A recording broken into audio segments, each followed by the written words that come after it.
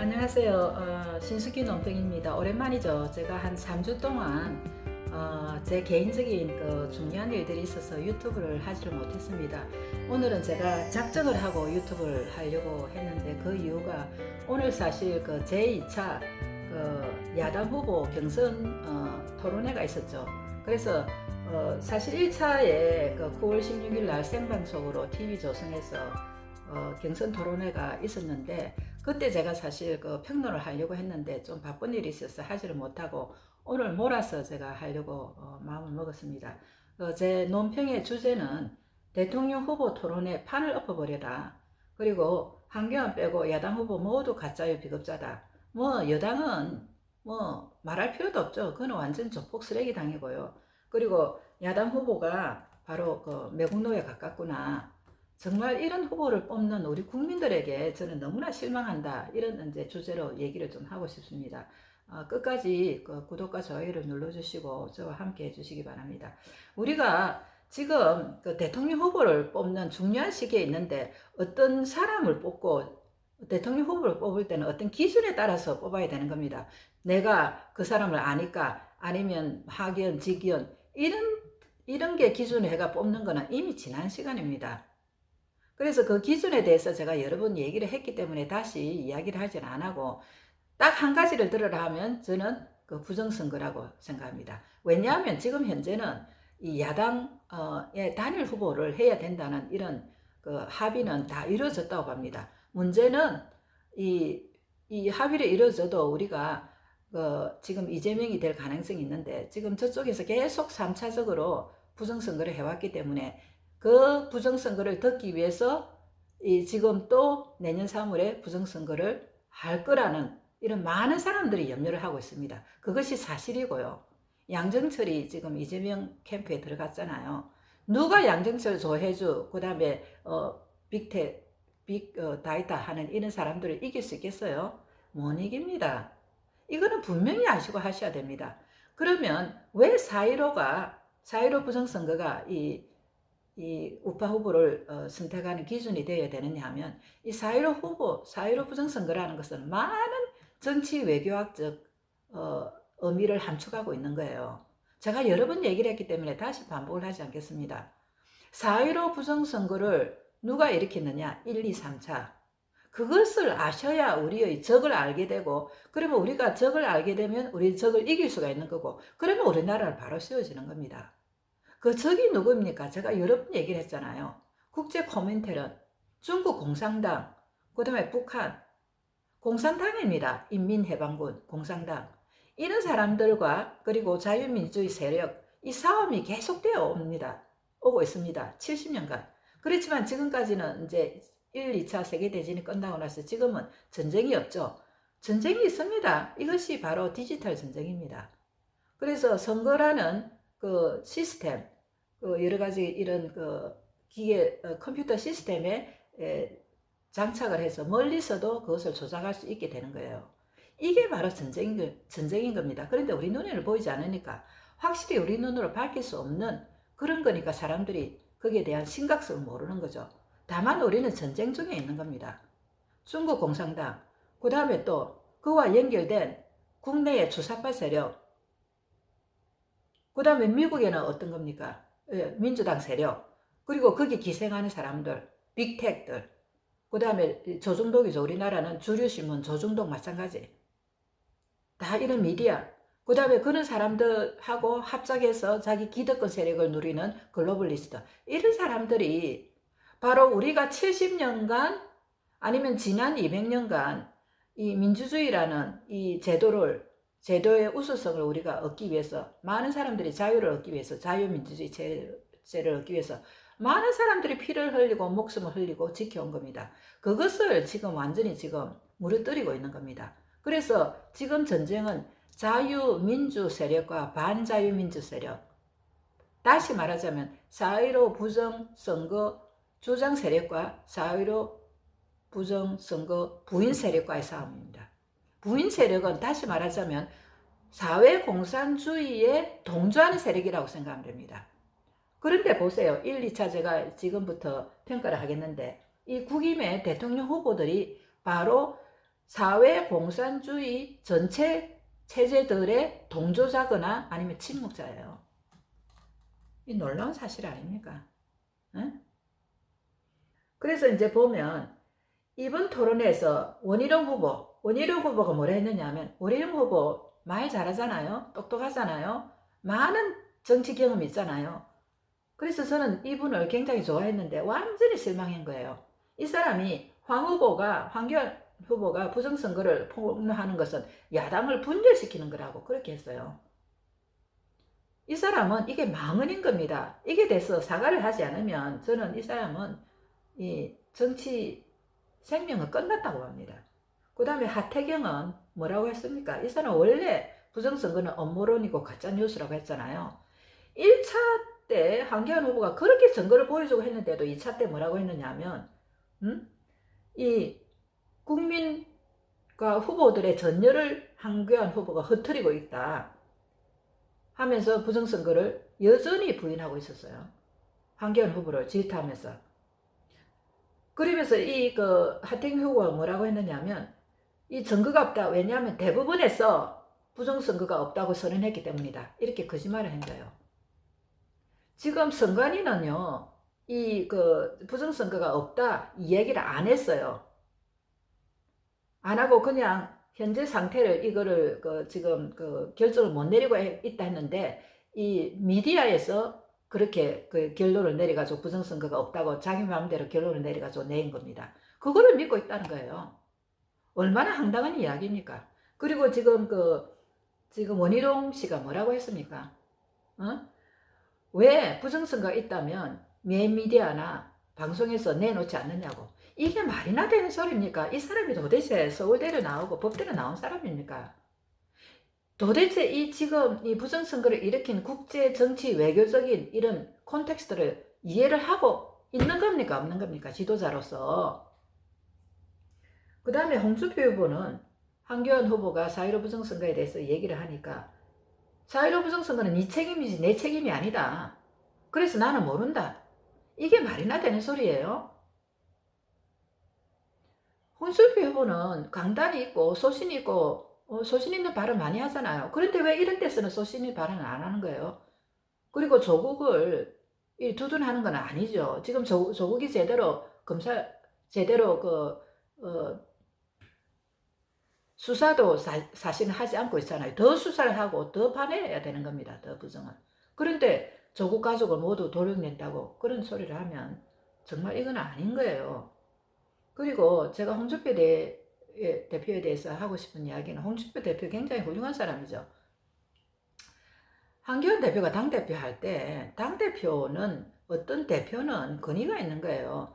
홍준표 대표도 당대표를 해봤잖아요. 그러면 당대표가 뭔가 좀 부당한 이런 설사 이런 공천을 했다든지 하더라도 이 순종하는 이런 모습을 보여줘야 돼요. 그래야 대통령 후보가 될 자격이 되는 겁니다. 왜냐하면 대통령은 다른 사람을 이끌고 가는 사람들이잖아요.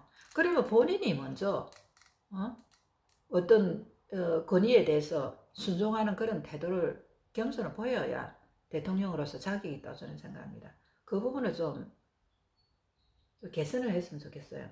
그 다음에 윤석열 후보는 부정선거에 대해서 구체적으로 잘 몰랐고 연구를 해보겠다 했는데 2차 때는 유승민 후보가 부정선거에 대해서 다구치니까 부정선거가 없다, 선거가 없다 그렇게 번복하는 거예요.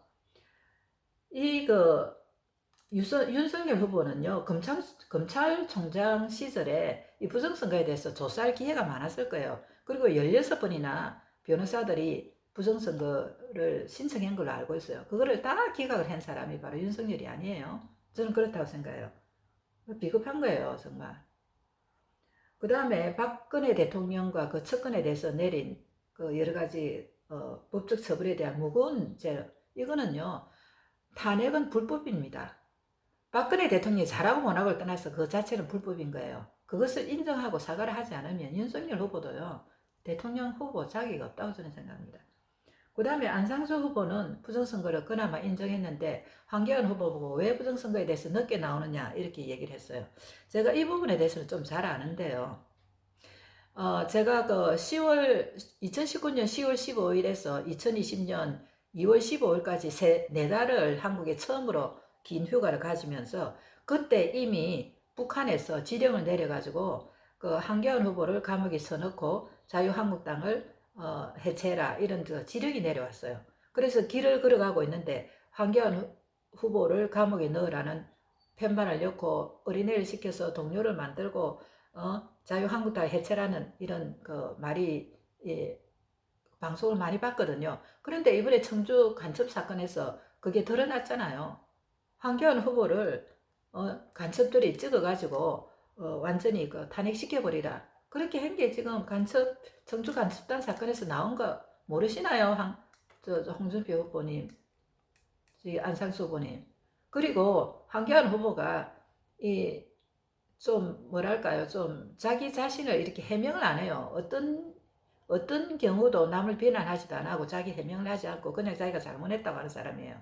근데 제가 조금 해명을 해주면 한교안 후보는 4.15 부정선거 전에 이미 부정선거가 있다. 그리고 이 선거 중립 내각제를 이끌어 가지고 부정선거를 방지해야 된다고 주장한 사람이에요. 그 선거가 있습니다.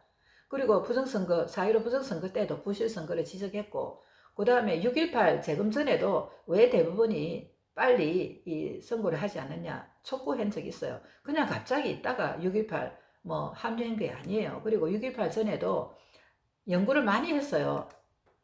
그 한교안 후보는 선거사범이잖아요. 선거의 전문가잖아요. 그래서 이 정치가는 우리가 그동안에 사실적인 증거, 부정선거 증거, 통계적인 증거는 많이 있었어요. 이 시민단체하고 정치가들은 약간 달리 생각해야 되는 겁니다. 그래서 시민단체는 통계적 증거라든지 아니면 사실적 증거가 나와도 길거리에서 부정선거라고 외칠 수 있지만은 정치가들은 법적인 증거가 나와야 이 주장을 할 수 있는 거예요. 그래서 6.18에 법적인 증거가 나오자마자 한교안 대표가 부정선거라고 자유로는 전면 총선 무효라고 선언을 했잖아요. 왜냐하면 이 선거를 전문적으로 다루는 사람이고 굉장히 신중한 사람이잖아요. 이런 분이 이게 무효라고 주장할 때는 그게 그만한 근거가 있다는 걸 생각해야 되는 거 아니에요. 그래서 이 한교안 후보는 여러 가지 이제 증거를 보여줬죠. 보신 분은 알겠지만은 6.18 재검 때 나오는 증거라든지 아니면 확정된 유권자하고 그 다음에 이 투표자하고 일치하지 않는 것 이거 하나만으로도 사실은 부정선거 전면 무효입니다. 전면 무효요. 그리고 30-40% 빳빳한 그 사전투표에서 나온 거 사전투표에서 빳빳한 종이가 나올 수 없는 거거든요. 그거는 밖에서 투입했다는 증거예요. 그리고 이제 여러 가지 이제 증거를 또 보여줬죠. 예를 들어서 이제 또 대법원이 또 증거를 인멸하려고 한 거. 그 다음에 또 선거관리위원회가 원본을 내지 않고 사본을 낸 거. 그 다음에 180일 안에 해야 되는 거 지금까지 미루고 또 계속 청주 이 고소 사건도 또 내년 3월까지 미룬 거. 이 자체가 이미 부정선거입니다. 지금 120건에서 3건밖에 안 했는데요. 이미 부정선거가 차고 넘치게 나왔고 다른 거는 더 볼 것도 없이 부정선거인 것입니다. 그런데 제가 정말 놀라운 사실은 1차 때 한교안 후보가 부정선거 증거를 다 보여줬거든요. 그러면 정상적인 사람이라면 후보들이라면 놀라가지고 2차 후보 때 나오면 다 부정선거가 있었다고 인정해야 되는 거 아니에요? 2차 때도 얼마나 부정선거 증거를 많이 보여줬는데 그런데도 부정선거가 없다고 주장하는 하태경은 증거가 없다고 하는 사람, 이 사람은요, 이 고소를 당해가지고, 그 허위사실 유포죄로 고소당해가지고, 지금 정계 은퇴를 해야 될 거예요. 저는 그렇게 생각합니다. 그래서 지금 그 부정선거로 볼 때, 우리는 대통령 선거 기준이 명확해졌어요. 한교안 후보밖에 없어요. 그렇다고 제가 한교안 후보를 나중에 단일 후보 빼고 지지하라 이런 소리는 아니에요. 어차피 우리나라 국민들 수준이 그래밖에 안 되면 윤석열이든 홍준표든 단일 후보를 밀어야 되겠죠. 다만 제가 주장하고 싶은 거는 지금 한교안 후보는 혼자 힘들게 이 부정선거 카르텔과 살고 있어요. 어쨌거나 이 한교안이 굉장히 저쪽 눈에는 가시기 때문에 빼려고 할 것이고 또 국힘 내에 있는 이준석, 하태경 유승민 이런 작자들이 이 한기환 후보를 4강에서 빼내려고 할 겁니다. 이번에 한기환 후보가 이 국임 내에 왜 경선을 중앙선관위에다가 맡기느냐고 맡기지 말라고 했잖아요. 그거를 또 어떻게 하면 고칠 수 있는 방법까지 제시를 했어요. 왜 우리나라 야당 후보 경선을 이 믿을 수 없는 중앙선거관리위에게 맡기느냐 이 말이에요. 이거 정말 있을 수 있는 일입니까? 이런 거를 말하는 후보를 국임에 분열을 하고 또 지금 어떤 미스메디아라든지 이런 데서 부정선거 얘기를 하지 않으니까 부정선거가 없다고 말하는 이런 얼토당탄하고 바보 같고 정말 가짜 같은 이런 국임당의 후보들을 우리가 어떻게 해야 되겠습니까? 국민 여러분.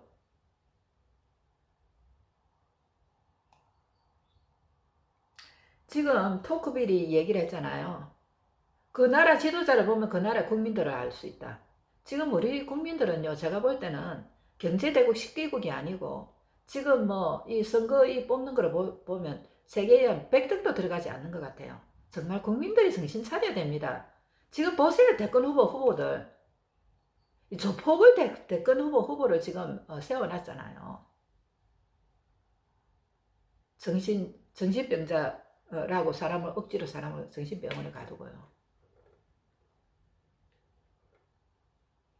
지금 이 부정선거 부인하는 것은 제가 얘기한 것처럼 자유민주주의 체제를 부인하는 사람들이고, 다시 말하자면 사회공산주의 체제를 동조하는 사람이고 침묵하는 사람입니다. 지금까지 70년간 민주주의를 위해서, 자유민주주의를 위해서 피 흘린 이 선조들에 대한 정면 도전이고, 그 다음에 지금까지 우리나라의 자유민주주의를 세우기 위해서 많은 피 흘려 죽은 사람들에 대한 정면 도전이요. 그리고 지난 4, 5년간 우리나라의 구국을 위해서 잠도 자지 않고 길거리에서 투쟁을 해온 사람들에 대한 정면 도전입니다. 다시 한 번 더 생각을 해보시고 누구를 우리가 선택을 해야 될 것인가, 누구를 4강 후보에 넣어줄 것인가를 국민 여러분들께서 잘 생각하시고 현명하게 판단해 주시기를 간절히 부탁합니다.